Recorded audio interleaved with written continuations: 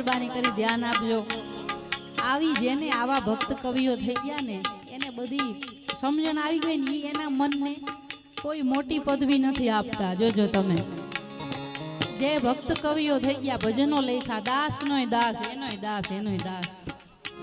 તુલસીદાસજી મહાત્મા કહે છે કે હું છાસ જોગોય નથી અને આપ મને દૂધ આપો છો એટલી ઈશ્વરની મહેરબાની છે। તો તુલસીદાસજી એમ કહેતા હોય આપણે તો બે ભજન આવડી જાય કે કાંઈ સત્સંગ આવડી જાય તો એમ આપણી જાતને એમ સમજી હું તો ક્યાંય લેવલે પહોંચી ગયો। પણ આ ભક્ત કવિ શું કહે છે વીણ બુદ્ધિ હણ ભાગ્ય કામ